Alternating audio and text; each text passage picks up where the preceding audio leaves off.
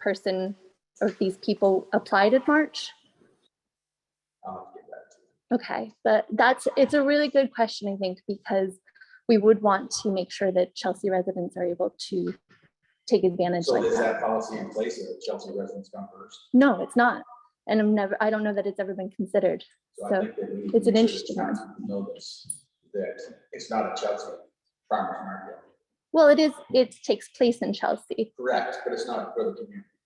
It is absolutely for the community. We don't want to argue at this point. We understand the concern, and we will definitely cover that, as Jeff said. We will also notified by a number of other community members, as with Mr. Hook. So I guess we'll cover that in that section. All right, thank you for your comment, sir. Anyone else? Application. Be able to use the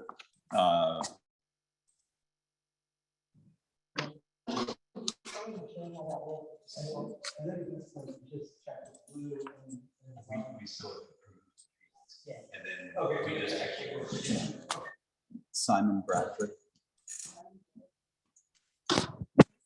Yes. so we'll take it down and then we'll cover it under.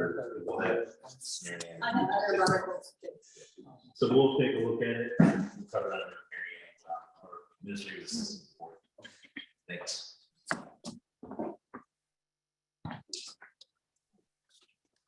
I see that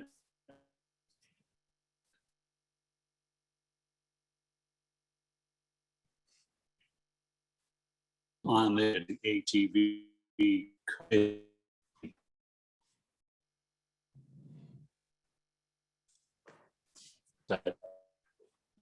I think I actually remember that you voted form like is the number 12 item only to discuss what the ordinance might be, or is the number 12, or is this the time to ask you to reverse that decision and not appoint a committee? Let's do that on 12. Wait. Yeah, so when we, unless board members reject, when we get to 12, an approach we can take is to have a discussion among the board, answer public questions, if there's public questions, and then the board members will debate among themselves when it comes to how that committee will be formed, et cetera, so that we're not arguing with the public, but the public has a chance to ask us questions. And, we can respond if it's if we're able to. So we can do that under that section. So thank you. But more specifically, my question is, at what point can we ask the board to reverse the decision to form the committee? Is it now? You can ask now. Yeah, there's a public comment. Okay, thank you. So the more I thought about this, the more I looked into it, the worse the idea looked to me. And what I wanted you to grasp is that no matter what you put into the ordinance, there is no capacity in this town to enforce it. You probably received a letter from somebody on West Hill talking about the difficulty of getting the sheriff's department to intervene with drug dealing.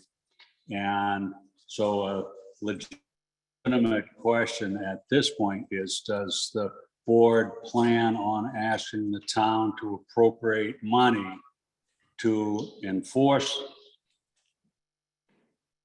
the ordinance you write, planning on writing an ordinance and relying on the goodwill of the original petitioners for this enforcement?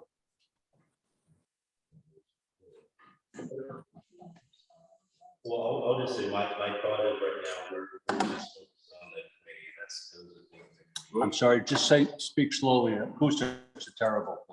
Oh, so my thought is that we have this committee on the agenda, so then that's something that we could potentially. That's something that we could potentially iron out or would iron out in the committee.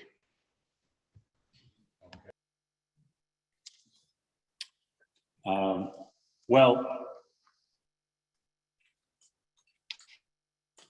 I want to say that no matter who, I just ran into a person driving, two people driving an ATV on the town farm road last weekend, and it's illegal to do that. And nobody is in a position to enforce it. So nobody's going to be in a position to enforce whatever this committee comes up with. And my house on Town Farm Road is my principal investment. And what you're talking about doing is creating a nuisance that will diminish the value of that investment. And I object strongly and can promise you that many other people feel that way. And so another piece for you to consider, and I don't know if now or later is the right time, but are you determined to pass the ordinance or some ordinance and rely on the townspeople to collect the signatures if we object to it? Or are you willing to go to the town meeting with your proposed ordinance and let the town vote on it? All right, so I'll answer this and then we'll move on. So what this board is doing was provide. Okay. All right. So I'll answer this and then we'll move on, Bob. What this board committed to doing was ensuring public input into the process. And we committed to creating a committee so that there could be public discussion, public involvement in that. And that's what we intend to do. But how do we do that if you're going to meet in committee? Because I also own a house. If you're going to devalue my house, do I get a tax break? I mean, what are you going to do here? You can't enforce it. I mean, some of us have seen, we stand with waivers. We can't even get people to not have break-ins in town. You expect law enforcement to be on our road? You know the answer is no. You do understand. You just take this public comment, people can say, we can take comments. My name is Trev Huxley. I own town, It's and we have 3 houses, and it's just significant. Also, one more comment, which is every article shows that ATV runs at around 80 to 100 decibels, snowmobiles around 70. Every 10 decibels is double the noise. This is not okay. We're a narrow road. It's not okay. And if you're going to devalue my house, I would like a tax break at the very least. So I'm not going to be on the committee because no matter what you do, it's going to devalue my property, and I'm going to go collect signatures and close you in town meeting. Build signatures and close you in town meeting. Yeah, we're all doing it. There's not. And I request that you consider going to town meeting. So that burden is not on me. The burden is on the people. The nuisance. And the second question I've got. Do we get tax money from what do we get from other than the value of the property and noise? I'd like to know that. My neighbors own ATVs. I don't have a problem. I can't hear I don't you want say. 15 or 20 people going by at night, during the day, whatever it is. It's out impossible. And it's just voted down twice already in the town district. I don't know why you're taking it up at all. Just hold on. All right, I'll comment to that last part. We can't ignore public comments that I thought it was one. We can't ignore requests from the public. We don't have the ability to just ignore people's requests. We can't do that. We're the government of this town, and we can't just ignore people when they ask us something. So that's why we're answering the question. That's why we're listening to people. All right. But And the our residents solution, who our are the initial residents solution, of Chelsea, members of, it's a Versure group. I understand they can request anything they want, but this is our town. Okay. I do too. I do too. I don't have You just an. asked. all No, no, right, no, so no. You want- we'll you move, live we'll move Townsend on. Road? No. Okay, I do. We'll move on to other comments. Thank you. Anybody else like to speak?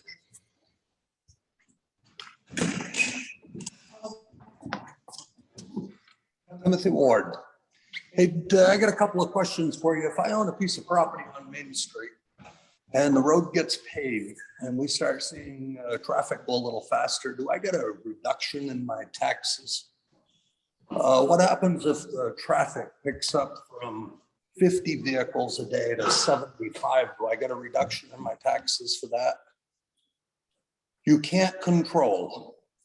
When you buy a piece of property with a public access that runs through it or across it, that was put there by the forefathers to guarantee public access for many generations to come. My question is, if you start picking every bit of this apart when it comes to noise, you want somebody to stand out there with a decibel meter? I got the loudest damn triaxle Mac in this whole town, and I'm sure everybody knows it's coming before it gets there. And it's legal. And it's legal. One other question I have, or a couple of things I have for the board, and I'll be brief. Number one, I feel the Board of Selectmen, you were voted into this office by the taxpayers in this town to make decisions like this and to handle different things that you as a board are faced with. You make much bigger decisions. You spend all kinds of money when it comes to spur of the moment. If you need a new piece of equipment, if the equipment needs repairs, I feel it's a waste of time to put more people on this board when you have been selected by the voters in the town of Chelsea to do this job. You have the power to do it. You have a board of 5 people, so you have the way of going about voting and getting a majority. This whole thing is in your court. And I feel if you're even going to remotely consider opening up any trails in the town of Chelsea to this cross Rivendell trail system that ties into the Long Trail, if you're going to make that decision, you better be ready to make this one. You can't just pick and choose. Is it for walkers? Is it for people on bicycles, people on 4-wheelers? You guys have the power to make these decisions, and I feel it's important that you do. Who's next?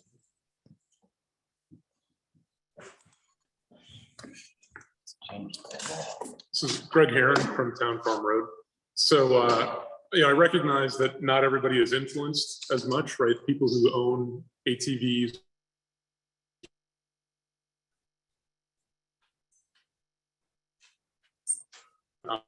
obviously aren't by it, and recognize that there should be a more compelling reason to make a change.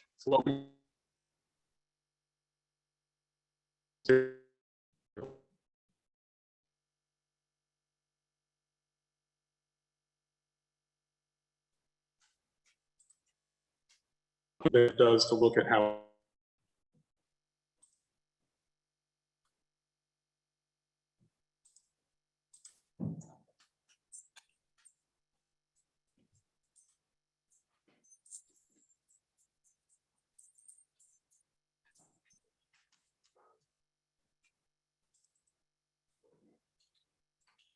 Well, we should get you back on, Kate.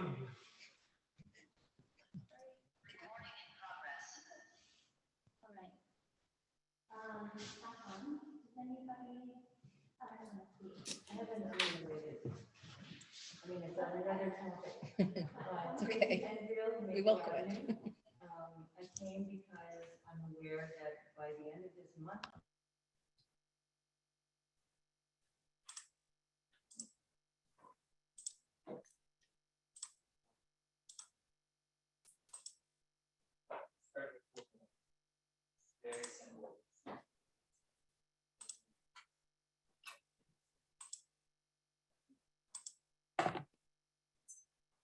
Okay. I'll comment to that. We've had a number of discussions about it. We're hoping that, we can, as soon as we figure out the exact amount, what those restrictions are, that we continue to get community input into those funds. So that will be done. Thank you. Kate, you want to check folks online and then we could go back to others who've talked already?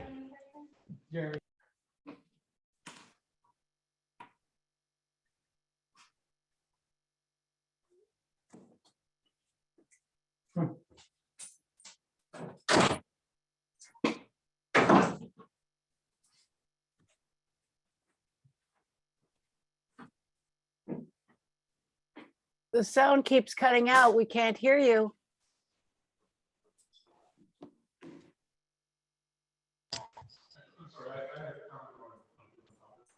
We can't hear you online. There's no sound coming through.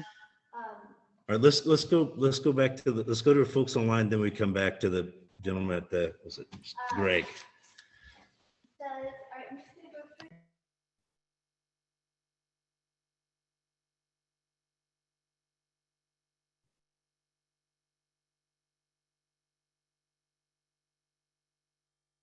Oh, I'm on mute. Elizabeth Kohler, do you have any public comment? We're going to take public comment from online.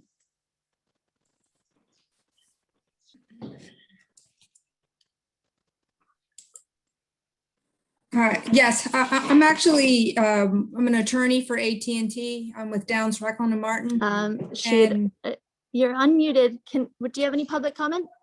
Yes, well, I'm an attorney. How about Jeff? Jeff Delicoli? Sorry if I'm pronouncing your name incorrectly. Do you have any public comment? I actually was able to hear Elizabeth Kohler, who's a representative of Downs, Reckland, Martin on behalf of AT&T. I think she was speaking before me. Oh, okay. Huh, I couldn't hear. Thank you. Elizabeth, could you try that again? Yeah, can you, so I'm an attorney for AT&T with Downs, Reckland and Martin. And I'm here with several others and we would like to speak to the AT&T proposed project in Chelsea. It's on the agenda. Okay, well. Yeah, so we're in the public comment period, so we'll cover that when we get down to there. Okay. To that piece. Okay, great. Thank you. Sure. Jeff, would you like to speak? Jeff, would you like to speak? No, thank you. I'm with Centerline Communications on behalf of AT&T and Downs, Reckland, Martin. I will hold off until later on. Okay, thank you. How about Jessica Griswold? Ms. McLean, I'm sorry to interrupt. This is Will Dodge calling. Jessica Griswold and Simon Briganti are also here for the AT&T matter. So none of us need to speak. None of us are here for public comment. We're here for the agenda item. Okay, I appreciate that. Thank you. Then I think we have just Tessa Huxley left online. Tessa, would you like to speak? Yes, I'm a resident of the Town Farm Road, and I believe none of us on the road are in favor of the ATVs. I make a point of having lived in New York City for many years where the acceptable decibel level is 70. So it seems a little extraordinary that we would have to deal with these high decibel levels of most of the ATVs. When I did the research on their decibel levels, they're quite high. Most of them from 85 to 100, which is really loud, a lot louder than the snowmobiles. So I really think that this is an issue for the committee to consider. Thank you. Okay, thank you. And I think that I've got everybody. Is there anybody online that wanted to speak in public comment? Okay, great. Thank you. We're gonna circle back to Greg before we close out. All right. Greg, right? Yes, Greg. So a quick question. At the last meeting, I think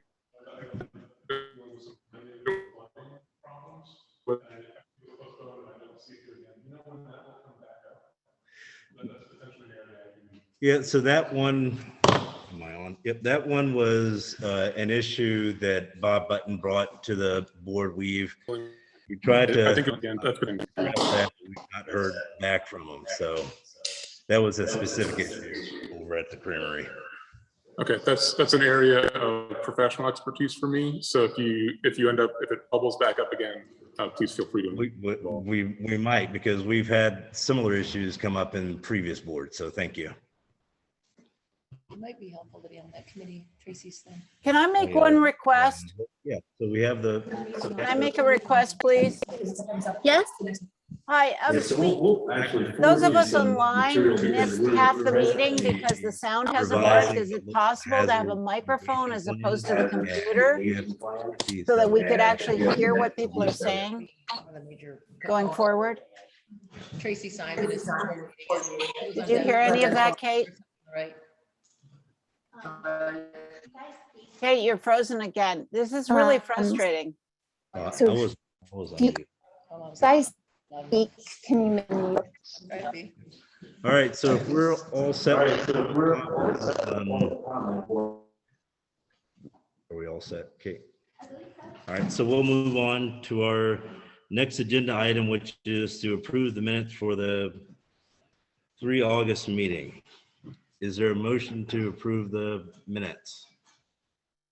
Hold on. I think there needs to be 3 edits that, should I say that now? Well, let's just wait a second. Yeah, is there a motion to approve the minutes? I'll make motions to approve the edits. All right, Kate's, With the edits. we'll just discuss it once we make the motion. Okay. So that we just ask Mary Ann. So there's a motion to approve the minutes. Is there a second? Second. All right, motion and seconded. Kate, speak first. I don't know, Mary Ann.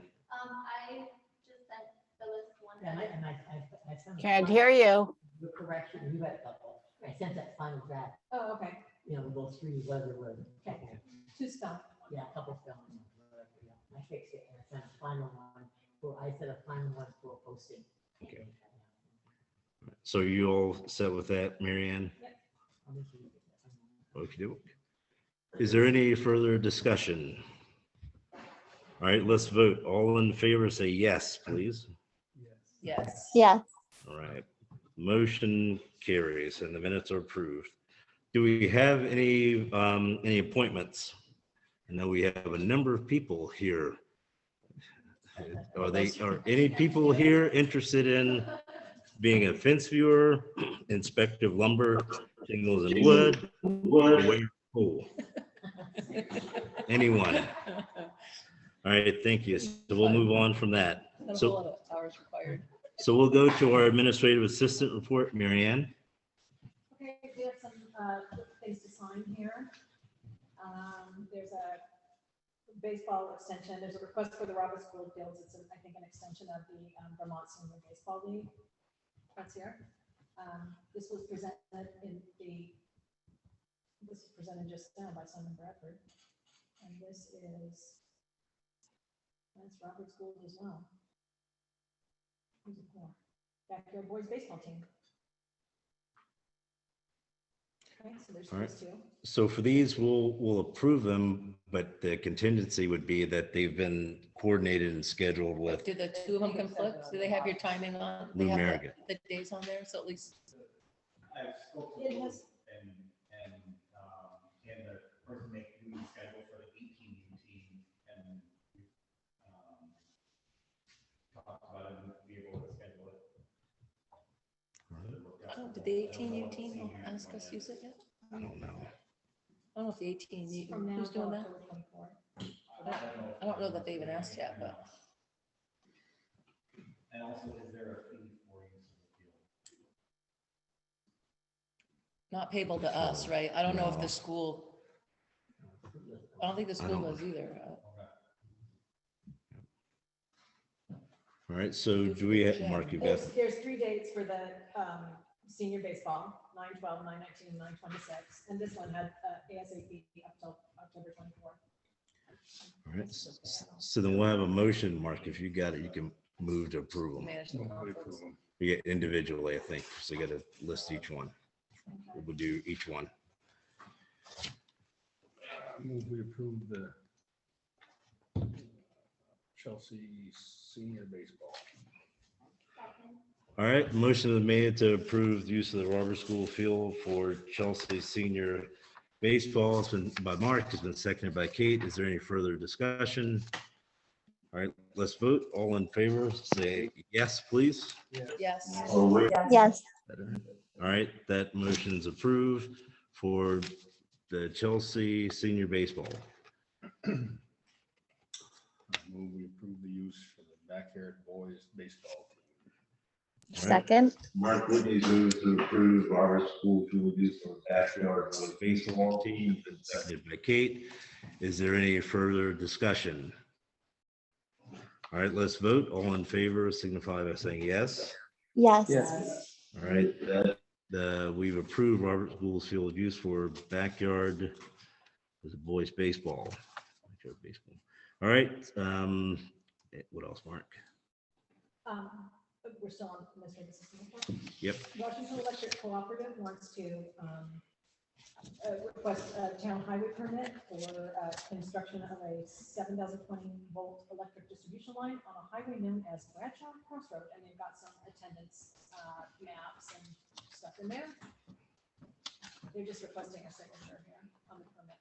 So it's for poles in the right of way, or? Yeah, I think they're gonna build a thing, a 7,200 volt electric distribution line, I guess so. And it involves trees cutting, it involves cutting trees, chipping brush, installing utility poles, anchors, guy wires. connectors. Only thing I'd say is Rick, just check with Rick to make sure that the poles in the right of way aren't gonna impact his drainage or anything. Okay, that would be done in September. If you sign. Yes, is he on? Doug, what was the contingency that we were putting on those? Because there was something that has traditionally been put on the request for the right-of-way usage. No construction in the town right away. And the guy wires, no guy wires in the town right away. Okay, so And you will want to check when they put the guy wires in, because sometimes their tape measures different lengths than Rick's. yes, Marianne, if you could just touch base with. And then we'll. The other thing too, of our wings on the truck. The wings on All the right, truck. so we'll bring that one up for the next. All right, so we'll bring that one up for the next meeting. All right. That's be okay, Mary. Yep, and thanks for remembering that. We're not done. Yep, and thanks for remembering that, Jeff. I'm just curious. So, continuing, Karen Layford wanted me to bring up the Edmonton Vermont solid waste management district sample website language, and that you guys were going to review and approve for, I guess, putting all in new changes. So that was an email that was sent to you. You wanted me to bring it up. Okay. Today? No, I think it was Friday. It looked fine to me. Did you look at it, Marianne?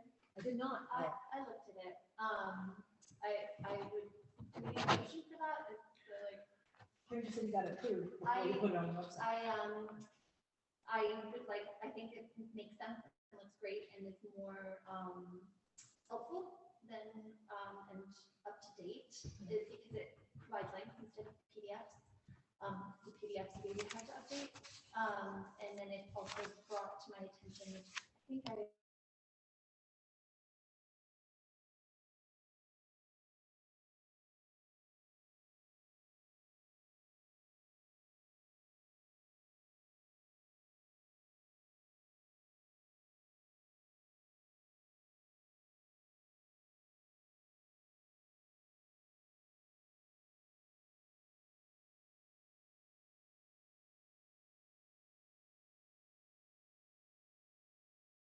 Yeah, that's just an update, not a policy. Okay, all right. So maybe I should just say that you guys already know that the hazmat #2 planning thing is September 7th at 5:30 PM. This morning, it's on the town website and people can come, and that's about the local hazard mitigation plan update that's going on this year. Public should be coming.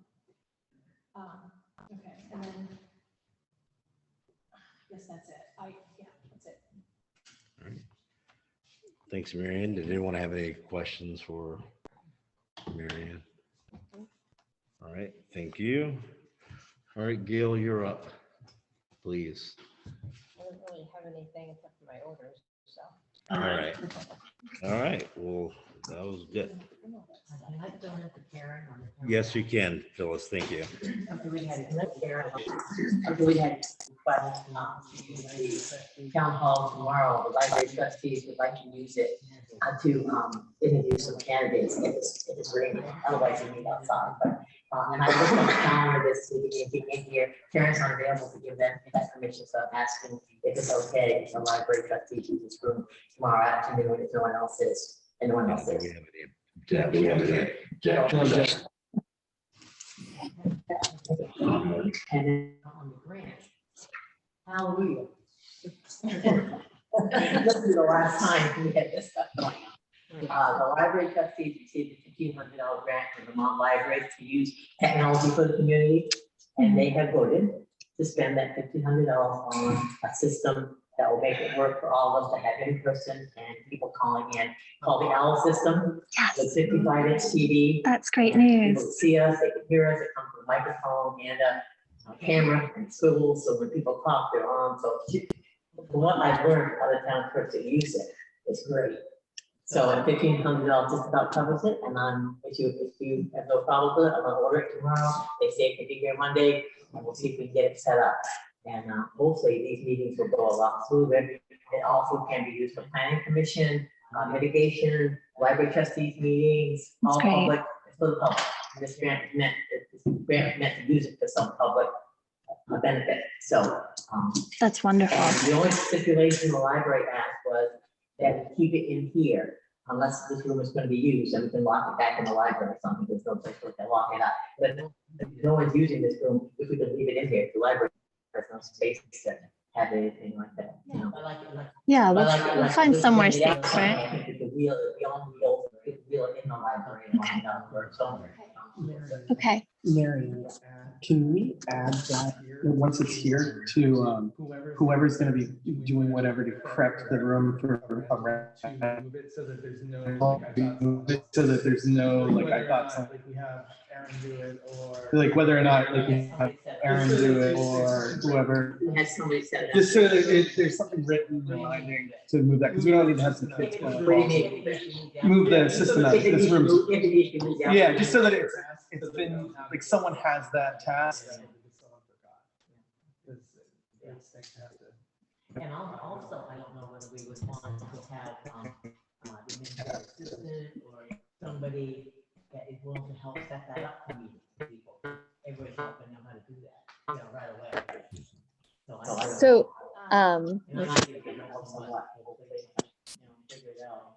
that's really exciting news, and thank you for moving that forward. And I spoke with the Williston town clerk today, who is a button and grew up in Chelsea. And so she was like, we were talking about the town hall and the library, so she could like picture it. And they use it and they love it. Maybe you and I can talk afterwards, because there are two different ones, and one catches further away speaking. But yeah, they were she said it was very easy to use once you were shown. So it's wonderful, easy to set up, and all. We call that when it knows your kid's connected. Oh, okay. They know what is that called? Yeah. It doesn't require a laptop to use it. You have it. So anybody else that want to use it, you have to have a laptop. I think, maybe those planning commission, maybe, I don't know. Yeah, I've also, Thank you. Yeah, thanks for getting that going. So we had one other thing under town clerk, Karen, and Karen's not with us, but I can at least bring it up to the board. So she's asking that the board consider, presently we charge a flat rate for use of the town hall, for town hall rentals. But Karen is wondering if we were able to consider maybe during a half a day rate, as opposed to the full amount. And she mentioned she would talk to some other clerks to find out what they charge and if that's something that's useful for their towns. And she would she'd present that information to us for our consideration. So that's just a heads up there. We'll try to get some more information from Karen when she's back. All right, so now we have Rec Committee. Cindy. Well, I believe Kate sent information and. Yep. Pictures. Yeah, I got those. We're looking at, right now, the Cross Rivendell Trail, attaching to the Cross Rivendell Trail from Hall Road up to Densmore Road and across Densmore Road to Beetle Road. What we'd like to do is put signage at Hall Road, just to let people know how far the actual trail goes. The hiking trail actually extends to Mount Cube, I believe, and the Appalachian Trail. And so we'd just like to put some kind of information there to let people know, where to go, but also what the, where you can access. On the way to Mount Washington if you want, which I didn't know. But, there's grant money available, obviously, and that first grant is for existing trails, which the Cross Rivendell Trail is an existing trail. So that's the first part of the first grant that we would like to look at. The second grant that we'd like to look at is for new trails, and the town forest was one of the places that we thought we could build some new trails, possibly with the school, and have cross-country and walking trails on the town forest, and possibly put a couple of parking spaces up there on the log landing that was on the left, I believe, along with some signage as well for the trails once we're able to figure out where we could put some. I understand that the forester is supposed to come do a new plan this year, and that possibly put something in that plan to include hiking and cross-country ski trails. So there's currently a trail on Hall Road, all built? Well, it's a class 4 Legal. trail. Okay. Yes. It's not Yes. But people can go on. So hold on one second. Cindy, is that your? Did you? Well, we're asking the town for permission to proceed with putting signage on these places and possibly putting in parking up on town forest property, as well as signage there. I think that the application that's requesting the grant wants to have a letter of approval or support from the select board. All right, so you're asking for a letter of support from the select board to provide signage and for trail signage and parking at the town forest for, I'm sorry. So a letter of support from the select board to provide signage and parking on the town forest for linkages to the trail cross. No, that is separate. Okay, So it's two grants. That would be creating new trails. Okay. That's that grant. The other grant is for attaching to existing trails. And that would be the Hall Road, Beetle Road to the Cross Rivendell Trail, attached to the Cross Rivendell Trail. So the action you're requesting, the recommendation requesting from the board is to have a letter. Letter of support, yes. Could you provide a draft letter that has the language about the project in it? Not just these, but we've got examples, but they're actually from,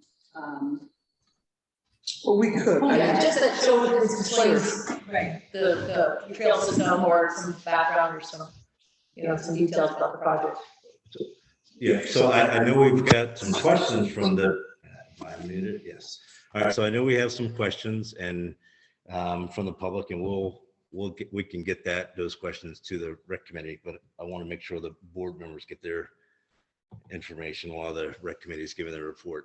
Do you all have anything else? Then we'll go to the public and then we can come back to us. All right, so I guess, Kate, do you want to check to see if there's questions out in the, I think Greg. We're just down to AT&T guests on the line. I'm sorry. We're just down to AT&T people. Okay, all right, thank you. So let's get, I think Greg had his hand up first. I think Tim and maybe Dennis and some other folks, I believe. That's right. So our property actually abuts Hall Road as well. So we actually hike on that ourselves. There are some fallen trees and a couple of widowmakers that are hanging there too. Are there any plans to kind of clean that up so they're not a threat to the hikers? Depending on how much grant money, yes. I mean, we saw those, we're aware of them. Obviously, we can't take care of everything. Okay. It'd be nice to. Tim, did you want to speak? But going back to this question with ATVs, now we're talking about additional parking, additional signage, additional traffic, foot traffic. I mean, I would suggest that maybe you guys consider forming a committee to do a study to see how that's going to affect the wildlife habitat.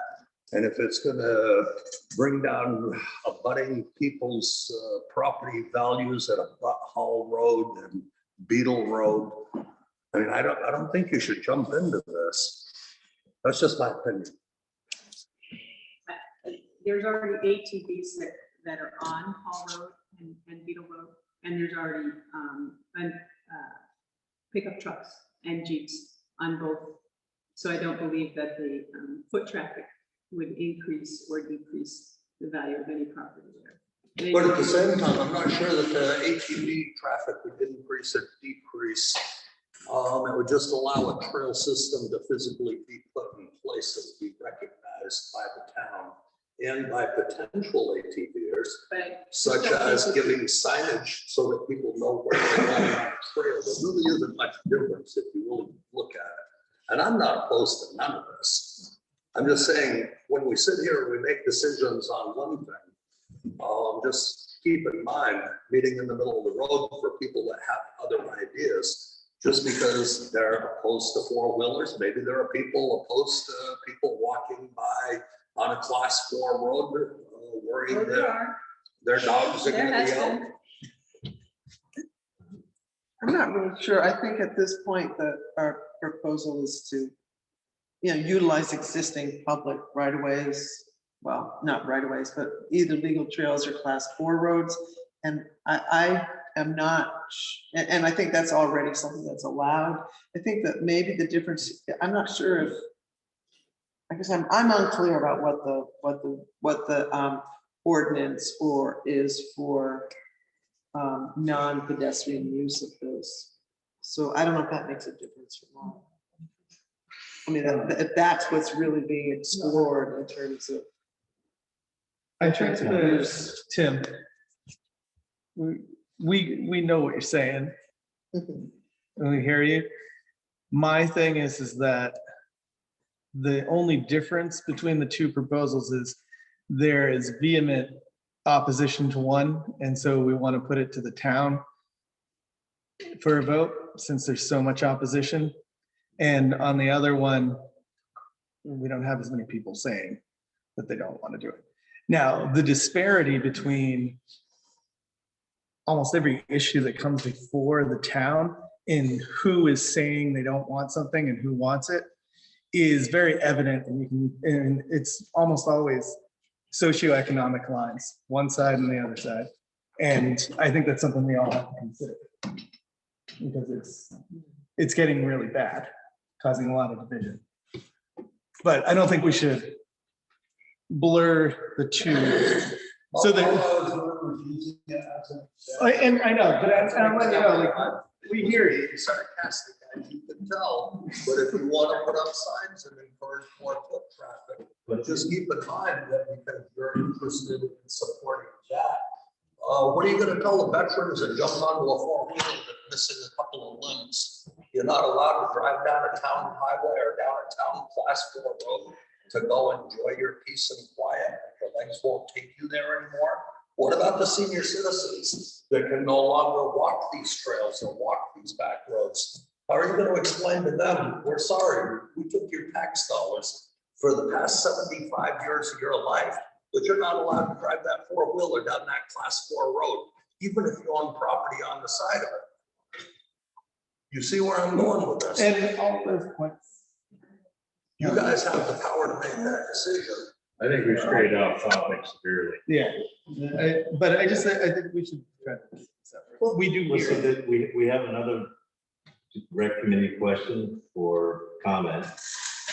And since we let Tim lay out his concerns about the decreasing devaluation of this property nearby, we can allow other members, I think it's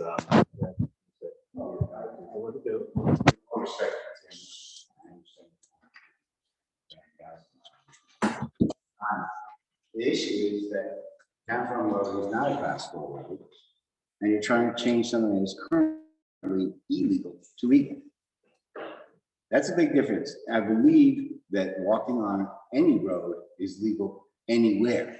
Unless I'm mistaken, and the committee would tell me that there's no change in the law that's required to do what you're doing or helping anybody that's on a class 4 road to go where they want to go.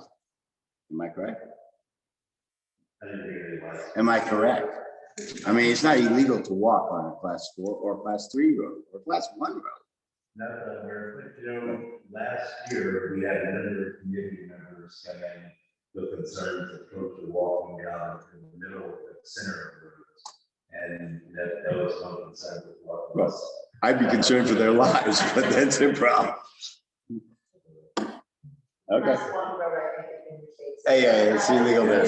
No, I'm making a point. I mean, the difference is one is currently legal and one is illegal.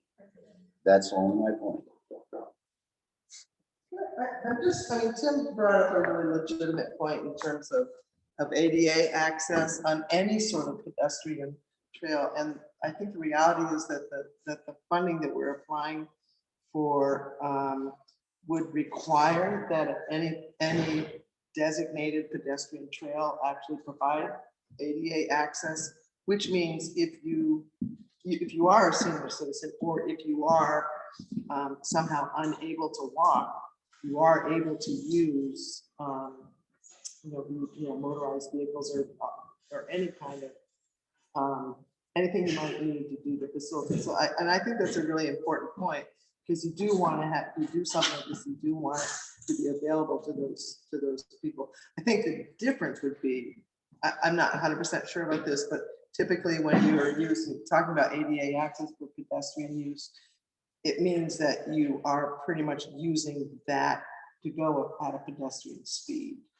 But that, I mean, that's a really important thing. I think that we want to make sure we facilitate. All right. I think I know Mary on the other question. What's that? Well, we have to send in a letter of intent by August 27th. And then the grant application. I'm not really sure what the next step What is. the next step was. I think we have a couple months, but I think we have to send in the letter of intent by August 27th. We just want to make sure there's no major roadblocks from anybody that would say. Oh,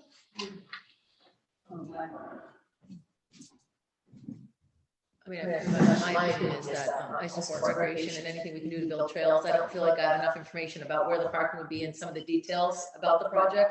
So if we could get more information for our next meeting, I think in general, I anyway support walking trails and recreation. So I think generally, I don't think there's a roadblock, but I would like a little more information on signage, assume be in the right of way and things like that. But what it would look like maybe and where the parking would be. Yes. But if you we can. should have- We should have more information. We just wanted to make sure we could send in a letter of intent, saying we're working with the town and getting their approval and we'll work with, for the signage. So it's not that we have to have that letter tonight. Okay. All right, board members, do you have any other questions or concerns or comments for the rec committee? All right, thank you, everyone. Moving on, we have the budget discussion. Just kidding. ATV committee. I'm gonna skip over it. Yeah. All right, so Mary Ellen, take us away. Okay, so please. tonight, the original intent for this agenda item was for the board to discuss the number of people we want. We made the decision last meeting to form a committee. So this intent of this item was to start with the number of people we're looking for. It could be a range, 8 to 10, 6 to 8, and what the criteria for being a member. I didn't realize that was going to be a big deal, but a lot of questions were asked. So the board needs to set criteria for who can be a member of the committee. And then I think the size of the committee, and then officially how we're going to, I haven't heard, I don't know if anybody else has anybody specifically interested yet. So how we're going to handle that process, put it in the Herald, how we want to put a call out for committee members. So those are things that we didn't get to at the last meeting because it went late and, there's a lot of activity. So I think at this point, the board should. Well, I think first, how many people? Yep. We should just, might as well just go right down the line and just Yep. get it done. Yep. So how many people do we want on the committee? I'd say 5, 6. Yeah. 6. Well, do we want, will the committee be taking votes? No, we don't need an uneven number. The select board will make the decision. The committee's going to come up with a recommendation. So So we don't need an uneven number, right? Oh, Because right. that's what Yeah, I was we don't asking. need to- It doesn't matter, right? There's no decision-making ability So- on this committee. So I'll add my input here. So what I'm thinking is that if we had a committee and we had 2 select board members on the committee, they could run that committee and liaison with the committee on behalf of the board. The committee would make a recommendation to the select board for whatever. And the select board would also make the rules for that committee. So while there's 2 board members on the committee doing the work and activity, the actual caucus, our board would be the ones that sets the rules for that committee. That's my thought on an approach.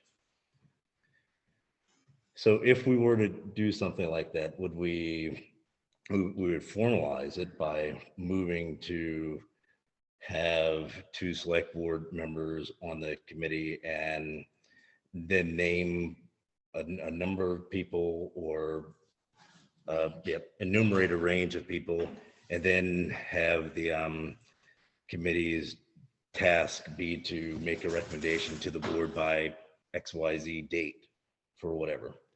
That's an approach for a motion. I'd like to be a select board member on that committee. Hold on, did you want a motion to do that? Well, let's just give me your thoughts on that, and then we can just, then if someone Yeah, wants to move I'd to like do that that. approach, and I think they should be open to the public. The committee meeting should. Yeah. Definitely. Okay. That's the whole point. Right, I know, just so everybody knows that if you're not on the committee, you can still come listen and participate. And Yeah, I think that we should probably, the committee meetings should, run with the public comment. And so the first meeting's probably just going to be public comment, and maybe like that is going to be the outline for where we go with. And in that meeting, initial meeting, we should kind of what the charge is, what the parameters of what we do will be decided at the first meeting. And at the first meeting, I'm assuming may just be me and Kate and trying to figure Well, out. we haven't determined. Like, there's a- All right, so let's have, Okay, you guys want to do I don't know if I do anymore. let's have that, let's have I the, didn't see anybody jump before. let's have the clearly stated motion. That would two, who's gonna make that motion? I make a motion that we establish a committee to consider an ordinance for all terrain vehicles comprised of 2 select board members and 4 to 6. I'm gonna call them other members. We haven't said the right members to it. Yeah.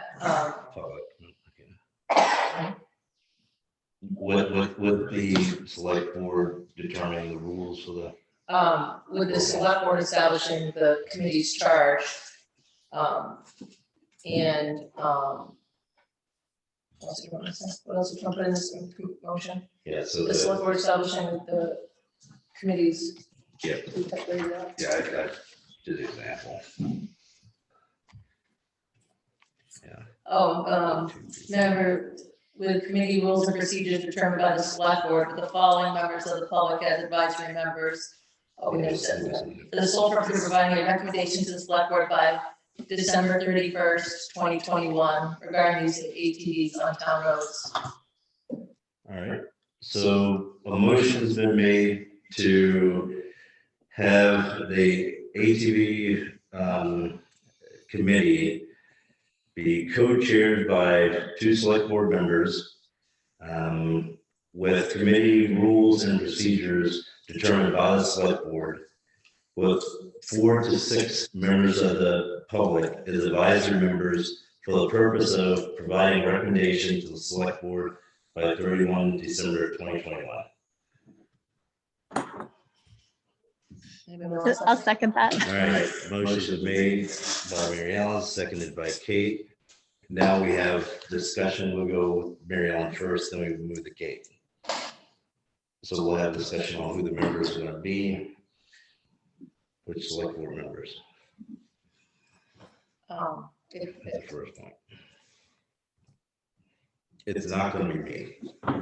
So I'm going to say no. So I think the criteria should be you either a resident or have a taxpayer interest in town. And that way, I think that's the connection we really need. You either own property or you live here. So you could own property and live here, or you could be renting and live here, or Own a business. or you're a taxpayer in some way. You own property. You pay tax. That way, people who might be second homeowners have the ability to be on the committee. But we don't just have someone who has no actual interest, like, domiciled interest or taxpayer interest involved in this decision making. So, just someone from Randolph who wants to drive their ATVs through Chelsea can't be on the committee. No, I would agree with that. It makes sense. Some kind of, I like the way that you phrase that so that people who are renting here can have an understandable interest in people who own here. And do we make yes, it's owning any kind of piece of land, whether there's a residence on there or anything. It's just paying taxes to the town. Mark and Mary Ellen, what do you guys think about that? I mean, my approach to a committee is that people that have the information that you need. Sometimes those are people that don't own property, but I suppose they can still participate by attending meetings and sharing information. Yeah, I think that's kind of my vision for the committee, is that there'd be invitees who would come, and who were expertise in whatever that was. So the comment I'll make is that, we've got to keep in mind that these are public roads. So if you live in Tunbridge, you can still be on the roads in Chelsea. If you live in Randolph, you can still be on the roads in Chelsea. So they're not Chelsea citizen, resident, landowner, voter roads. They're public roads for anyone, even if you're coming from another country and just in Vermont and you're in Chelsea. So those roads belong to you as well. So I think we keep that in mind. for people who can be on the committee or just in general? It just in general, but Well, I you know, agree we with don't, that. but we don't, but also it's like, you know, we don't want to be exclusive. And that it's only people with a certain, and that's a concern I have, is it's that it's exclusivity. You know? My argument would be Chelsea pays for the roads, even if we do get grants and stuff from, outside state and federal sources. And the people who live along those roads have more of an interest. And I think they would, their interest trumps a non-resident, non-taxpayer interest in what's happening on those roads. And I sort of think in the event that we're overlooking, somebody may have a vested interest that we're not addressing, if they wanted to be on the committee and they want to make that argument, we could consider it. Yeah. You know, that maybe kind of. Yeah, there might be something we're not thinking of, but We also- I do see us as the board for Chelsea, not the board for the greater Orange County area. And we're not talking about unconstitutional discrimination here by excluding. Oh, no, I'm just saying, Yeah, you're so not going to it's- miss something, it's not you like- know, somebody's a member of trust or on board or something. A parody owns for the that, property. I can call up and complain about Williamstown roads and mud season all I want. But when it comes time to decide how much money I'm gonna spend on those roads, I don't have any say whatsoever. Do that. All right.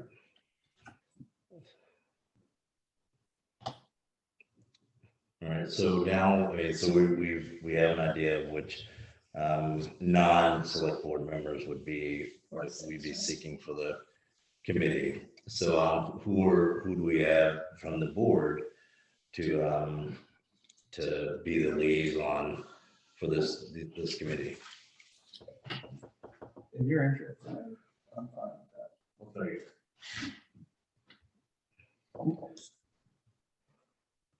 I mean, I'm willing to do it, I don't have a lot of time, so if somebody else wants to do it, you know, but I'm interested, so, but Yeah. I mean, I don't need to. you can't have more than two, otherwise we'll have to warn them all as board meetings. Yeah, that's what it. I want is, So yeah. you want to take it? No. With the, Let's, Jeff, why don't you do it? but we keep in mind that the motion was made for the committee to make a recommendation to the board, because the select board is the decider. And anything that comes out of it will be a decision from the select board. And if the members that aren't on the committee, can certainly come to public input or, have a say, can't they be a regular person at a meeting? What's your question? You gotta be careful with that, you have to be speaking on behalf of, whether you're speaking as a board member or as an individual, but What was that? if one of us comes as a member of the public for the committee meeting, it could be seen as. Oh, we wouldn't need to do Well, that, though. I would like to see, Oh. there be some diversity in terms of opinions about this issue on the boards, on this committee. And I think we talked about that for the members of the public. And I want to kind of make sure that that's also the case for the select board members who are appointed. So Kate, your question is basically, if we have board members that are liaisoning on this committee, then maybe we should have one that could possibly be favorable or not entirely objectable to the proposed ordinance, or to a proposed ordinance, and one that would be favorable or against it. I mean, I think in an ideal world, we're all objective and we're serving to the public. And it seems like the public is pretty divided on this issue. And I wanted to make sure that we're thinking about that in terms of the makeup of the committee. so do we have a member of the board who could potentially be for use of the roads? And do we have a member of the select board who could, I guess, advocate or present the view against the use of the roads for ATV? I have no actual skin in the game Well, I on think they this. should go into it with no.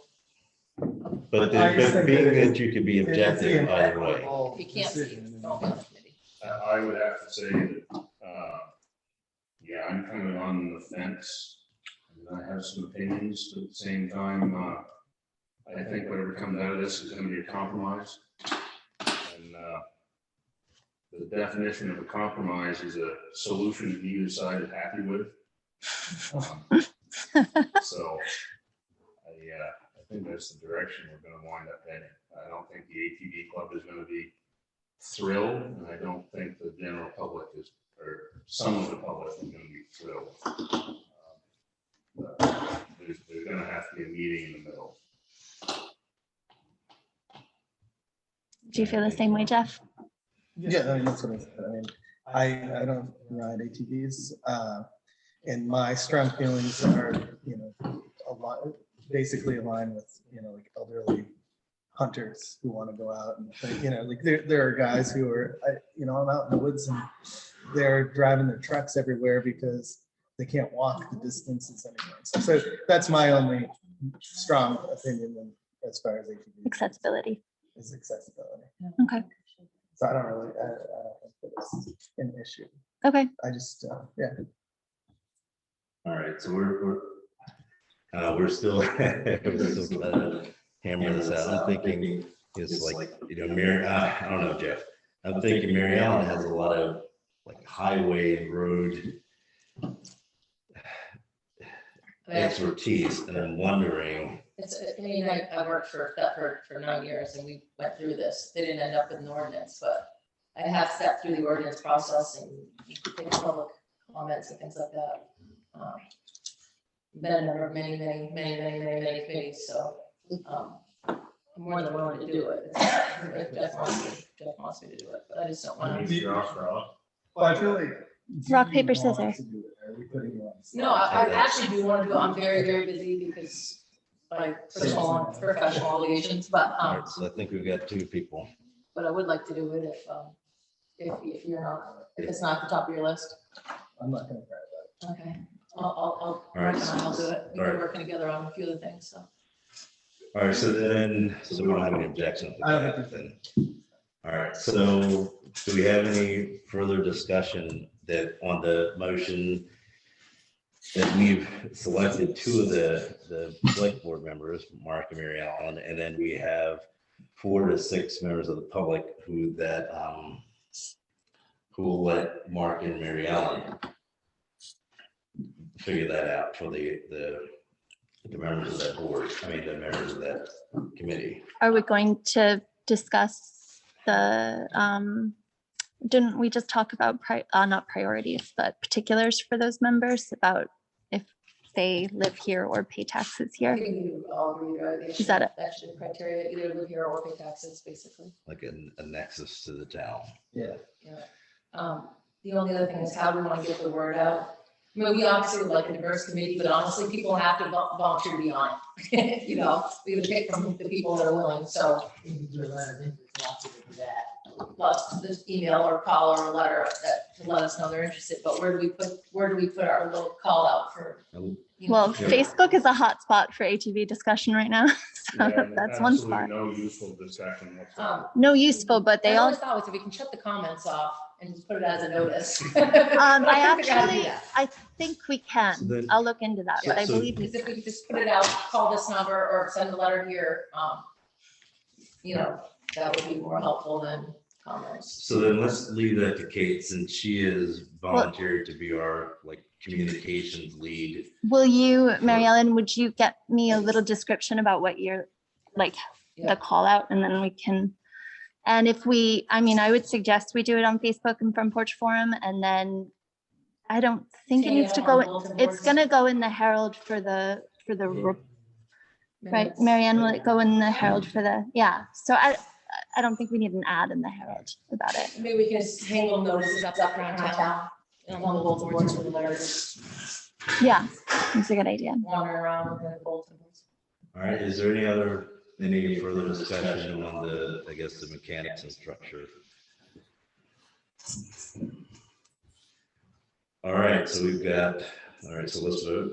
We've got Mary Ellen and Mark. Okay, so let's vote on the motion to create an ATV ordinance advisory committee co-chaired by select board members. We have Mary Ellen and Mark, with the committee rules and procedures determined by the select board, with members of the public, 4 to 6 members of the public as advisory members, for the sole purpose of providing recommendations to the select board by 31 December 2021 regarding the use of ATVs on town roads, and we're voting.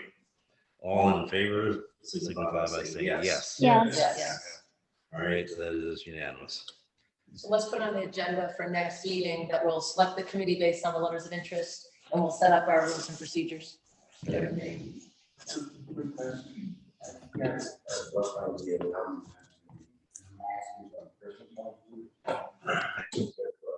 often do you think? I care for my mother who's 96 and has Alzheimer's.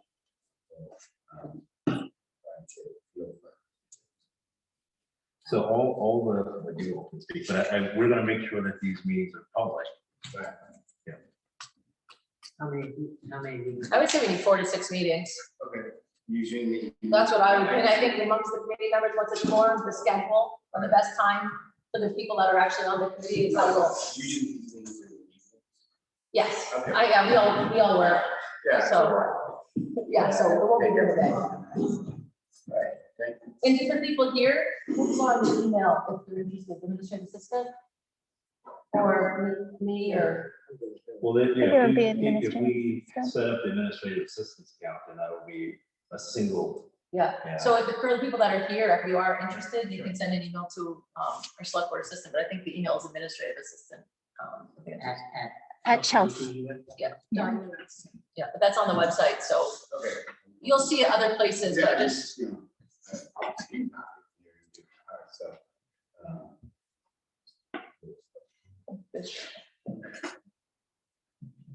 All right. All right. I hope I wasn't all the way muted all that time. Oh, goodness. So, let's go to the budget discussion, and then we'll hit ATV and some other. AT&T. Oh, AT&T. AT&T, yeah, sorry. Okay. What is it? Did you want this additional information you asked? No, I'll keep it for. Yeah. I'll keep it for everybody. Yeah. All right, Mary Ellen, you wanted to discuss the budgeting or The budget process? how we do the general, yeah.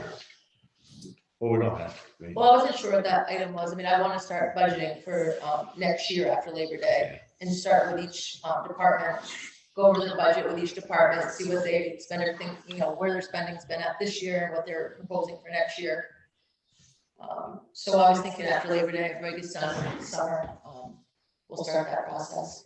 And I know you've mentioned the approach we're taking as the general fund approach and then the line approach. I know you wanted to. Oh, well, just in general, I mean, all the highway, there's a fund for all the highway spending, and there's a fund for everything else, basically, that's general, the general fund, so there's some special funds, but the two main funds that the town has are the general fund and the highway fund.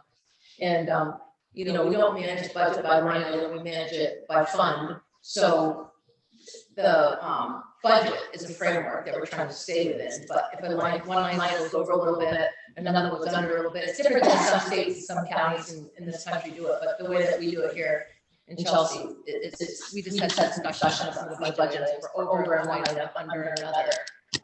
What we're really managing is the overall fund. And I did look at some, I don't know if you want to talk about the compactor. I mean, I did look at the administrative assistant position, just taking, now that we have somebody on board and how many hours are left in the year at 20 hours a week, there's an additional $14,500 right there because we didn't have an assistant for that period of time. And then I looked at some of the legal, there's $1,000 there, $6,000 there. So I mean, I came up with $21,500 just right out, and then another $4,500 of things that we're most likely not going to spend this year that I think is sufficient to cover those unexpected costs for the compactor. So good. But they're all within the general fund, which is where the compactor expense will go. People that don't know, our compactor is on the verge of failure at the transfer station. We had to order a new compactor unexpectedly. It was like generically $20,000. So that was an unexpected item. That's a one-off, right? That's not a recurring. No, one time, it's for the actual mechanical unit. And we're gonna talk about in the next budget process, setting up a fund so that we can maintain that equipment. We don't have a fund for the transfer station right now to maintain the equipment. Those cover life cycle costs that we're not Right. doing this again. So that's the next budget cycle. All right.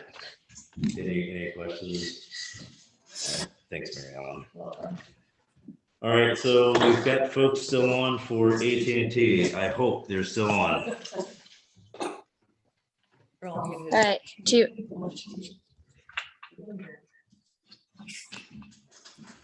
It's Elizabeth Kohler. I believe we are still on. All right, thank you. Kate, I'm gonna put this here so I can hear. Yeah. Yep, it's up. All right, we're ready. So I'm Elizabeth Kohler with Downs Rockland, and Will Dodge, my partner at Downs Rockland, is on as well. And Simon Brigetti and Jeff Delacouli are site acquisition representatives on the project. And we saw AT&T on the agenda item, and we thought it made sense for us to join the meeting. We are seeking the town's, permission to use part of Cemetery Road as access. We've been evaluating and have found an ideal location for a site on the Robert Button property that's just south of Creamery Road. And instead of building a access road across the Button property, we would like to take Creamery Road down to Cemetery Road and then access a short access onto the Robert Button property for a proposed site. And so, we've been for several weeks trying to find somebody to speak with at the town about, accessing the road. And we weren't sure if this agenda item had to do with that. But again, that's why we're here. One, to, answer any questions, but also, kind of seek that permission. Yeah, I know you've been playing phone tag with a number of us, probably me and others. I'm not sure, but yeah, that's exactly what this agenda item was about. And I forwarded the information to our members. And do we have any? Where does Cemetery Road start? Where's Creamery Road end? Do we know? I don't know off the top of my head. Creamery Road, obviously I know where that is, but where does Cemetery, and Cemetery Road, Doug, is that a class 3 road or is that a private road within our cemetery? I didn't think it was. Cemetery Road? Are you talking about the road above the Bobby Button field? Yeah. Below, I think you check your deeds, you probably find that thing from off over next night. That's the access road to that property where there's the cattle behind. Oh, that's So cemetery. you- Oh, so it's not so the that's road in not- the cemetery, it's on the other side of the fence? They would have to cross that if they were actually going up in the cemetery. And so I'm thinking that it's actually private property that they want to use for access. What are they accessing? Is Rick? Bobby Button's land. Why? So to put up the cell tower. We approved that? No, they're trying to. I think we need a formal request. Don't we have to have approval to do the cell tower if we worry about the access? Well, they need to know that they can actually, it's feasible to do the access to then have the site. And Right. they'll put a proposal together, including I think- all of those things. I think the site plan, a written formal request and a site plan would be helpful. Did you hear that, Elizabeth? A site plan and a written formal request. It can be it can be a simple site plan on an aerial photo or something, but kind of where this road, where you want to access and where this road would be going would be helpful. Well, yeah, so I know I sent along a Google Earth map that shows the proposed parcel, as well as, the access that we're looking at. And I don't know if that was forwarded on to the select board. Yeah, I can check my mail again. Jeff, do you have it on your? Well, it's fine. I mean, we certainly can, we can certainly, I'll send it, I can send it again with a formal request. Right, that'd be helpful. Mr. Chair, this is Will Dodge. I'm wondering, do the members have the capability of looking at a screen right now and we can show you exactly where it is? Almost everyone does. Yeah, you can. I think I would need Kate McLean to enable, to authorize us to screen share, but I have a Google Earth ready to go. Yes, she's trying to do that now, Will. Okay. Yeah, give me 1 minute. I'm not sure how to screen. I didn't. 1 second. I don't think, Mary Ellen, I don't think you were on this email. I think just LeVar and I got it. Okay. I don't think you did the attachments. If you go under participants, you should be able to find a place that will allow you to screen share. Okay, 1 moment.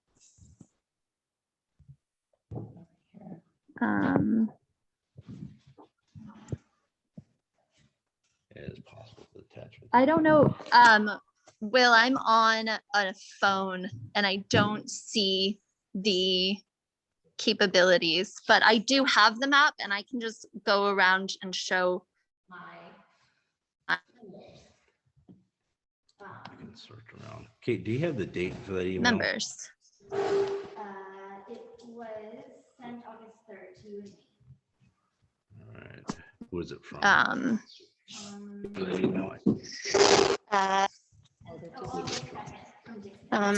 From Dixon. I sent the map on August 2nd. It went to Jeffrey Clayton and Dixon Corbett, who I then think forwarded it on.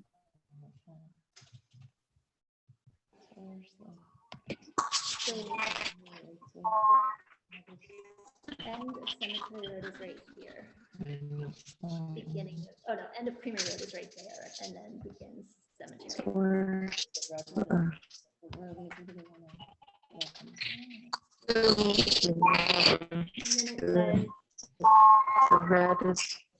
End of Cemetery Road is right here.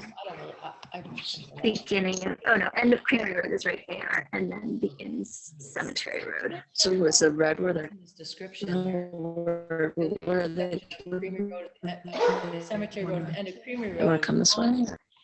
on to the. That's Creamery Cloud. South along the property boundary, and then build I'm a not short sure how access over to the cell tower It says location. in this It's just description. not clear to me what that means. There's like a section of Creamery Road Hey, would you be able to mute so that we can hear? We're having a lot of delay on our end. It sounds like there's some important points that we may be able to clarify.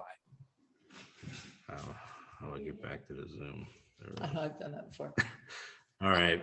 I was just reading your description that was in an email, and it talks about you would like to use the section of Cemetery Road at the end of Creamery Road onto the Highland Cemetery property and running south along the property boundary, and then build a short access over to the cell tower location. We all sort of suspect that road along the boundary may be private. We would have to look into it, obviously, and look at town records, but Have they had someone come out and actually look, or are they just looking at this map? Are you just Because looking- They might not know that road exists parallel to the cemetery. If they're not here. If they're not actually on the. Yeah, that's a good Because question, from the Jeff. map, You can't see it. right, so there's a road that runs a lot through the cemetery that you use to access, the cemetery plots. And then there is a fence, and there's a lower road that goes to a camp. I don't know if any of you actually visited this property. We have, and we also have done the title on this property, and the title to that road, there's nothing in even the most recent deed that specifically references the use of that road as being private only.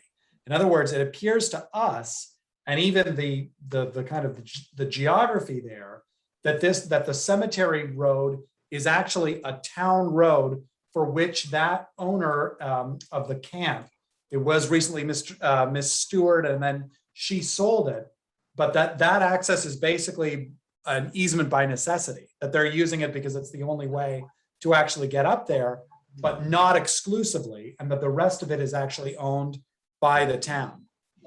Isn't it? Using that road. Okay, so Jeff, you got a comment here? Well, if It's not a town road, that's her property. it's not a town road, it, Or I've got him. Look here. So if we were talking the road that would be the easement to the camp, I think that would be a good access road. I think that trucks going through the cemetery along that bank that's already not, I mean, there's erosion and the shifting and everything. We couldn't have trucks there, but the easement, the road that's an easement, I think is a viable. That's not, Oh, it's out of our control. that's not a town road. Well, it's not a town road, but it's an easement that property has, which is either it's on town property or it's on Bobby's property. No, town property, it's not town property. Well, I think She volunteered to give it to the town when they're gonna make that path. Oh, no, she's talking about the easement that was gonna be given to the town was along the river. The easement, so she has an easement from the town, which is putting a burden on the town's property, or it could maybe be Bobby's property for that road that they use to access the camp. So there's the cemetery road, there's the access, which is an easement. And it's not an easement that, it's an easement that she has on either our property or Bobby's property in order to access it. It's an easement by necessity. So because it was a landlocked piece of property. and I've stuff never like seen that. that, it's not, you looked at it, it's up. Well, that's what they're saying, because they looked it up. So I'm I relying never- on that information. I So- never heard of that. So it's not, it's certainly not on the maps as a town road. That's, we do know that. Well, it is because. Is it on the V-Trans map though, that has the class No, three? it's class because four? they put that, they did a survey, they put the survey on it, that she was gonna give it to the town, and then the town would not. No, Not that road? not that road. The easement that she was gonna give the town was along the river, and it was that slice of property that was behind the soccer field and Bobby's. That's not what that survey said. So we'll have to. No, but that was the easement down there, because the road that parallels the cemetery road is totally Yeah. different. Yeah, so so what are we gonna request AT&T post to send us? Well, just one. I think a more detailed map, I can't really tell from the map that Kate has, where the road goes and where the proposed site is, but may just be because we were looking at it on the phone as well, but I didn't think it was that clear. I think we really definitely want to understand whether you plan to drive on the road that's in the existing cemetery or not. Sounds like you're not proposing that. The road that actually goes between the cemetery plots. I think, Mary Ellen, if you go up there and close the gate to the cemetery, right above Puck's house. Yeah. That's where the town highway stops. Okay. Yeah. I don't know where you're getting all these conflicting stories, because it's cut and dry. That was for Spittle and Betty and White Daddy when they bought that land. That road was put out in there. And it came off from Will Burbank's land, I think, originally, because the creamery bought that land from Will Burbank and Clint Burbank. And I think if you check in, it's got to be in the deed somewhere where they gave an easement out through. Has anybody talked to Russ Hodgkiss? Right. He's the last one that lived over there in the camp. I mean, I think it'd be helpful to have a map that shows the property lines and the roads and which ones they're proposing to use. That would be helpful.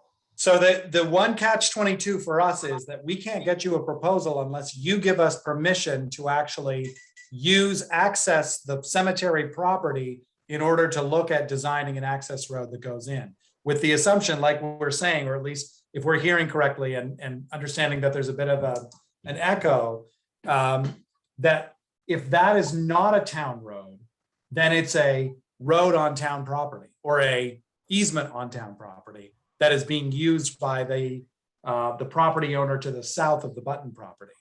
So I think what we're conceptualizing is we'd like, in the same way that presumably that landowner has non-exclusive rights of use now, we would be asking for the same thing. And with the understanding that as far as erosion or making sure that any damage is repaired, that would be something that we would work out with the town if we have an acceptable proposal.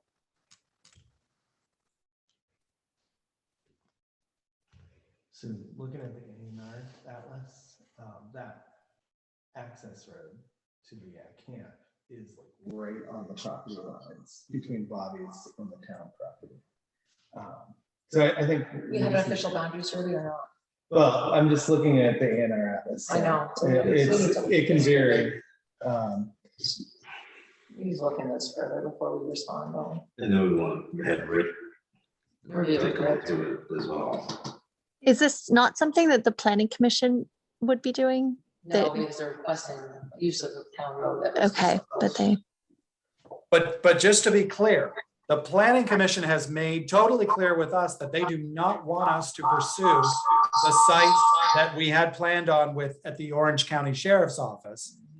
And from all of the work that we've been doing for months and months now, the Button property actually looks like one of the best for multiple reasons, including better coverage, co-location, which is something in your town plan. In other words, we'd be able to accommodate multiple carriers, a pretty small visual footprint because it wouldn't be within the downtown district. And also just that it's a fairly easy and low impact build because you don't have a lot of natural resources in this area in comparison to some of the other locations that we've been looking at. But we can't really move forward unless we have the select board's permission to at least explore this. You know, we wouldn't want to expend the time without knowing if there's any outright concern or prohibition on using that road. And I'm sorry, the one last thing that I'll say about this is, so why not just build a road on the Button property? Well, I think that's because from our read of this, there are issues with sort of the portions of the Button property that are in the floodplain. And I think this is a way of us staying out of the floodplain altogether, using that Highland Road or that Highland Cemetery Road. So that's why we're proposing this. And also just because it will be much less intrusive or easier to ultimately complete the build. All right. oh, sorry. Yeah, so Will, I'm not sure we're prepared to answer that at this point. If you can't give us any additional information, what we'll do is we'll try to do a little bit more searching here, and then we'll put it on the agenda for the next meeting, unless the board members object. Kate? I just have a question. Would it make sense to go out there with one of them and look at exactly what they're saying? I think that would probably be the easiest. Wait a second. What's that, Kate? Just, yeah, like with that, saying, like, just so that we know exactly what it is. So we're not looking at a map, seeing two lines right next to each other. And then in research whether or not that's ours to give permission. All right, Will and Elizabeth, is that something that would be possible? Oh, yeah, Kate had asked if there could be a site visit with board members so that we could actually see what you'd be proposing. And I'm thinking that is possible. You know, obviously coordinating is always tricky, but at least how I think it could be useful is that if we did a design visit with our architecture and engineering firm, and with at least as many folks as would be able to join, if we could find a convenient time to do it. So yes, I think that would work for us. Well, could we warn a site visit before the next, like sometime, I mean, like at 7 before our next meeting? You want to warn it? Well, that way the public, if Yeah. there's people that are interested, they could participate as well. So if we warn the next meeting to start at 7 and do the site visit at 7 and then reconvene it here for the meeting at 7:30. Or an entirely different day. Well, Either way, I mean, we're all gonna be here anyway, but yeah, I got it. We might want to start a little bit before 7. That's what I'm. is it dark at 7? Yeah, it's starting To getting down there. I was gonna say, I think if it's possible to do it in the afternoon, because that's usually when we can get our consultants who would come out there and basically could walk folks through kind of an ideal of where to put a tower and where to put the road. What do you all think about that? It's just not very likely that any of us can come there. I know that their The- consultants are working and they want I to do know. it during the workday, but we're working too, so we'd like to do it in the evening. Yeah, somebody can maybe. I can make it on certain days. And I film can't. it, and I can actually do a video of it for everybody. Mary Ann, would you? You could do Okay. it. And I'll make them, but I Okay. don't know if that's necessary. No, I think it's just logistics, like where. All right, so I guess a good way to coordinate this is, Mary Ann. yeah, we'll, you have our administrative assistant email, correct? Because I know some of the material's gone to that email. Yes. All right, so if you could just coordinate with Mary Ann, she's at the email. And then we'll try our best to, and she'll give you feedback whether it's to when we can get there or not. So Jeff and the rest of us, we'll just be on the lookout from whatever Mary Ann sends us. Will that work? Yep.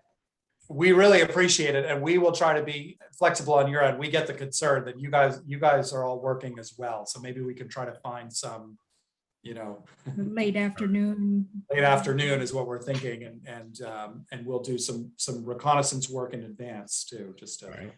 Thank you, Mark. Did you have any? Oh, I thought I saw your hand. All right. Okay, so I think we're all set there. Any other questions, comments, discussion? All right, thank you all. We're going to move on to the, thank you all. Thank you. Yeah, thank you very much. All right, we're going to move on to the farmer's market. Jeff, I think, didn't we? all set? I think we're all Yeah, set. we're All gonna, right. Kate's gonna take care of a few things. She's gonna talk to your manager. Yeah, I think, I really liked what Jeremy said about, kind of trying to, I don't know if prioritize is necessarily the right word, but to encourage it to be as many Chelsea vendors as possible.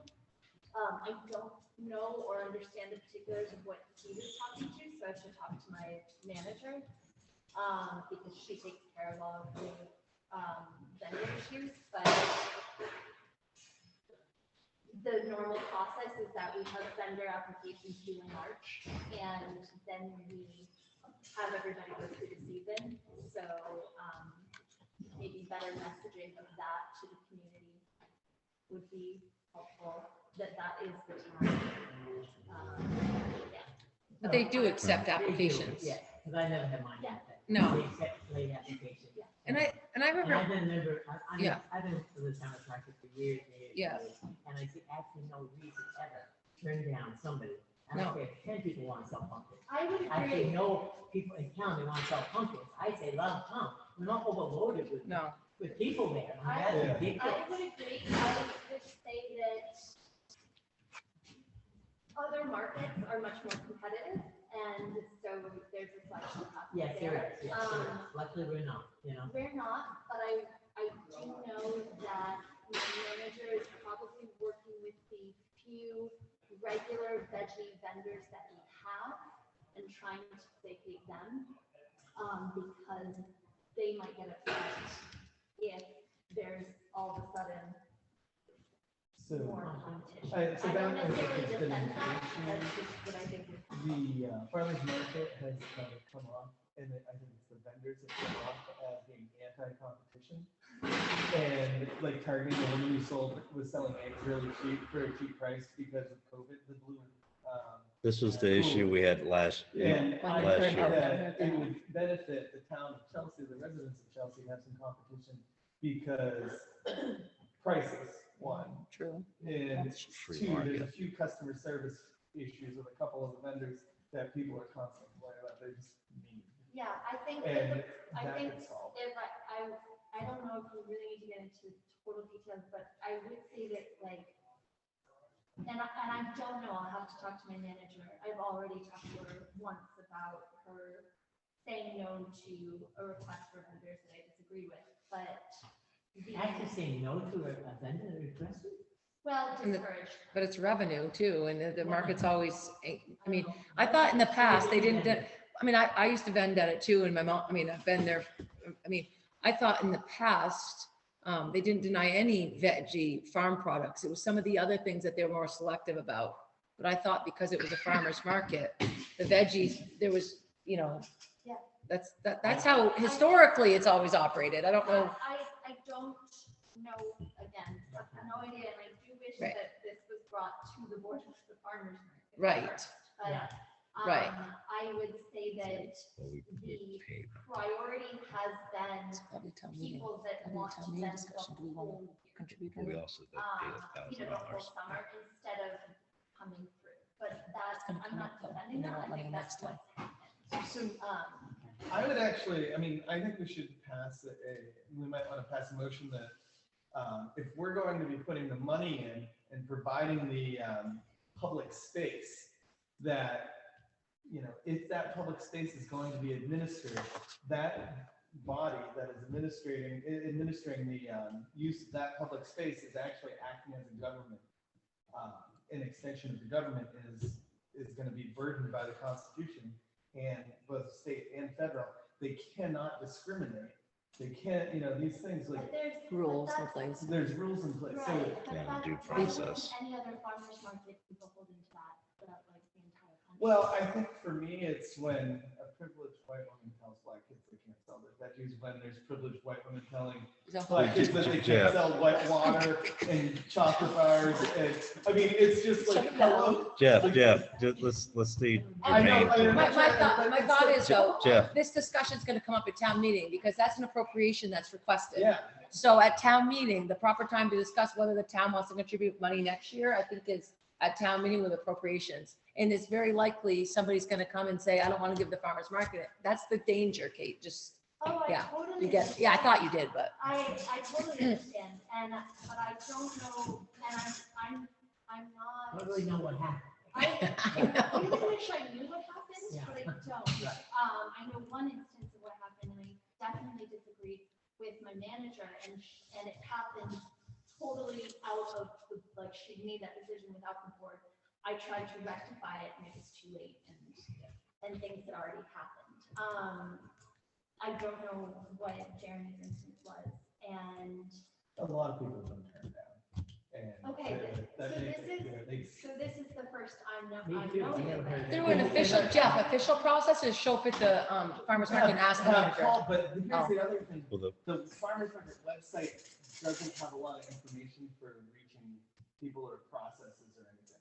Because I went and looked quick and I was Should like, have the email address? like, it just has an email address. I but don't have it anything on it. It doesn't tell us what your process for actually deciding who can be a vendor, what the, you know, it Rules doesn't and give any policies information. or These whatever. are the people who are on board and, You can't even find an application on it. yeah, I went to look there's, at it, see when the last one was, I couldn't find an application, they have to go. Beat up on the Not farmer's that market anybody board, needs right? that. Yeah, no. Yeah. Well, like, your Well, exclusivity I think- is, you know, the actual and the parent are both not on the side of the farmer's market and how you know, the impact is basically that a lot of people feel like, you know, you have to be in a certain group to be able to sell there.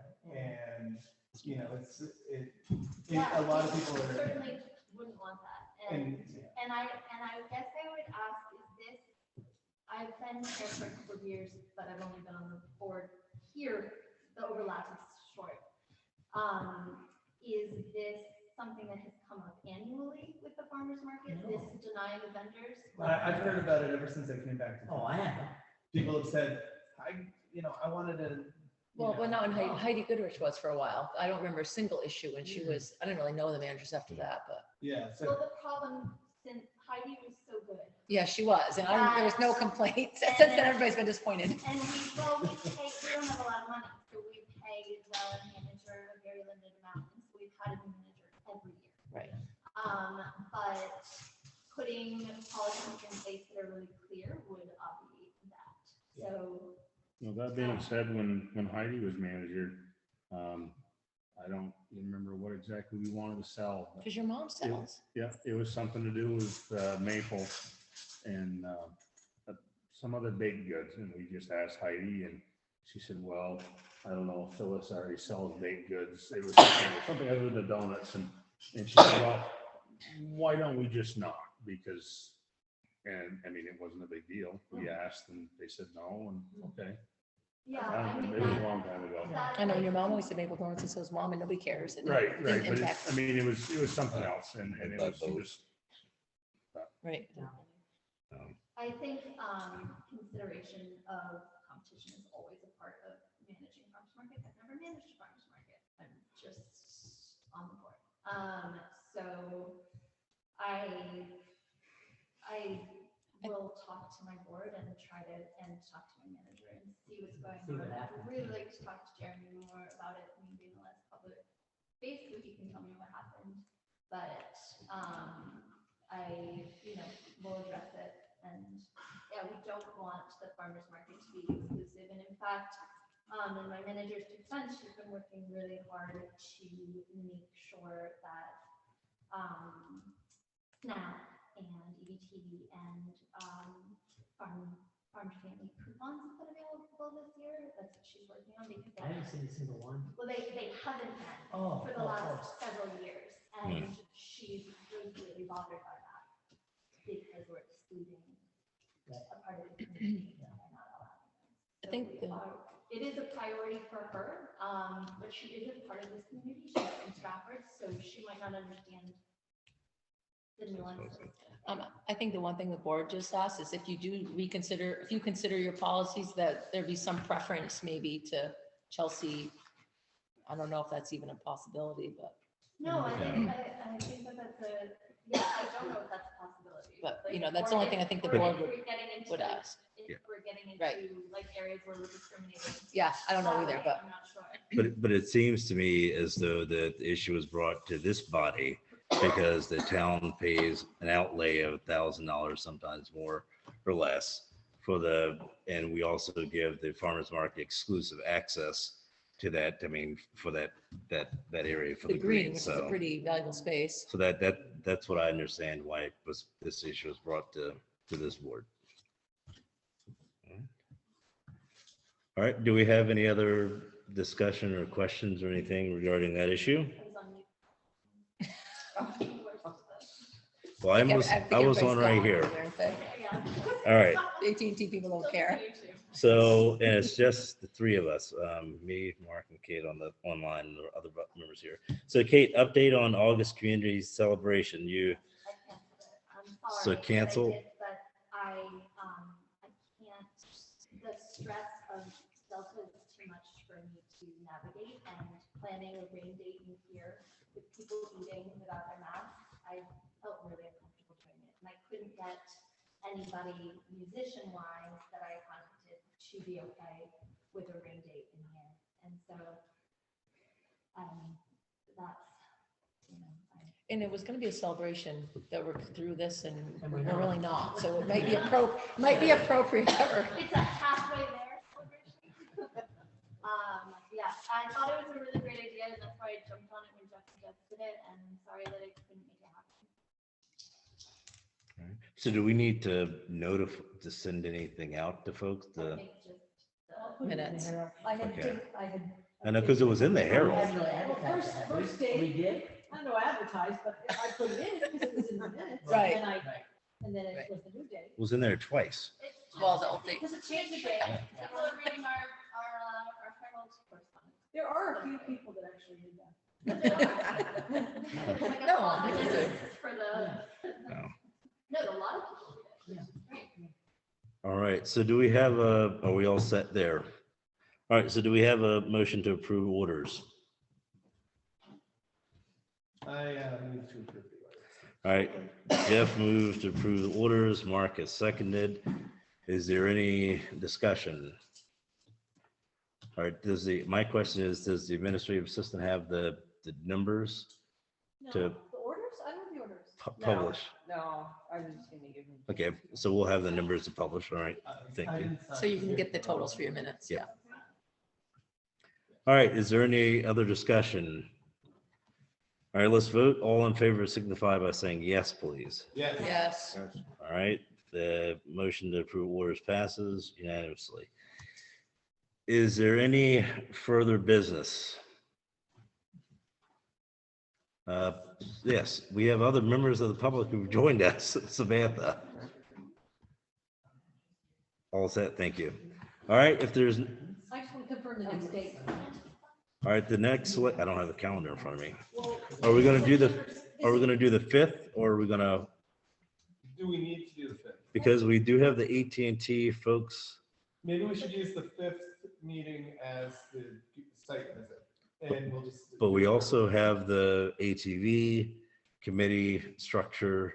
I would respectfully request that we go to the 5th. We've had so many meetings this summer, and the 5th is right before school starts. And I just would love to be able to. What's the 5th? The 5th Tuesday. I was just gonna- It's the 31st. I said, if we can, I mean, Right, school starts when, as long as we have a quorum, Right. we can conduct business. So we've in the past, we've not taken that meeting during the summer and had a lot of business come up that we had to Well, we took that meeting in delay. Well, I think we ought to try to get done what we can if we have a short meeting. Yeah, school's starting. I've got stuff Summer's Fair too, so everybody's got stuff happening, one thing or another. So I think we ought to just have the 5th meeting, bang out the couple of things we got to bang out, and try to head for the hills early. Yeah. Otherwise, the next meeting is going to be 11:30 at yeah, night. 11:30 meeting, and that's just not pleasant either. And So then, and then you wind up trying to the people 5th dropping off. The 5th Tuesday. Do you have a calendar there, Jeff? I don't know how to use this Chromebook. The 30th, okay. So let's just do that. I think we can get a quorum. I might zoom in though, but. Okay, yeah, we're still open with the, Because it's, but we'll see. I don't know what I'm doing yet. So Tuesday, August 31st is the next one? Yeah. Yep. all right, that way we can get the public's business done. Because there will likely be more requests for use of greens and fields, et cetera. With AT&T, is that the plan? I think we can try to do that too. Yeah. So we're probably going to be a little early. Yep. Mary Ann, so you can let the AT&T folks know that would be our preference. Okay. Thank you, my goodness. What Thank are you. you thinking for time-wise though? They won't want to do it. No. What are we thinking time-wise if we want to do that quick site visit there too? Well, then he said he would try to accommodate us. I don't know how. You know, We can just say, we want this. Is that okay? they're requesting for us to do something Right. so they can accommodate us.